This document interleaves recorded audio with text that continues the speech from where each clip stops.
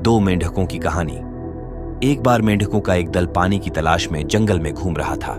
अचानक समूह में दो मेंढक गलती से एक गहरे गड्ढे में गिर गए। दल के दूसरे मेंढक गड्ढे में अपने दोस्तों के लिए चिंतित थे। गड्ढा कितना गहरा था, ये देखकर उन्होंने दो मेंढकों से कहा कि गहरे गड्ढे से बचने का कोई रास्ता नहीं है और कोशिश करने का कोई मतलब नहीं है।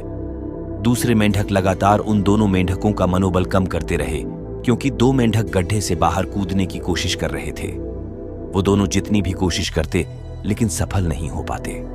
जल्द ही दो मेंढकों में से एक ने दूसरे मेंढकों पर विश्वास करना शुरू कर दिया कि वे कभी भी गड्ढे से निकल नहीं पाएंगे, और अंततः हार मान लेने के बाद उसकी मृत्यु हो गई। दूसरा मेंढक अपनी कोशिश जारी रखता है और आखिर में इतनी ऊंची छलांग लगाता है कि वह गड्ढे से बच निकलता है।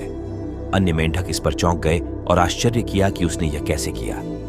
इसमें मजे की बात यह थी कि दूसरा मेंढक बहरा था और वह दूसरे मेंढकों का मनोबल गिरना नहीं सुन सकता था।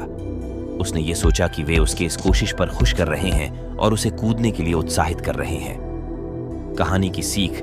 इस कहानी से हमें ये सीख मिलती है कि दूसरों की राय आपको तभी प्रभावित करेगी जब आप उस पर विश्वास करेंगे।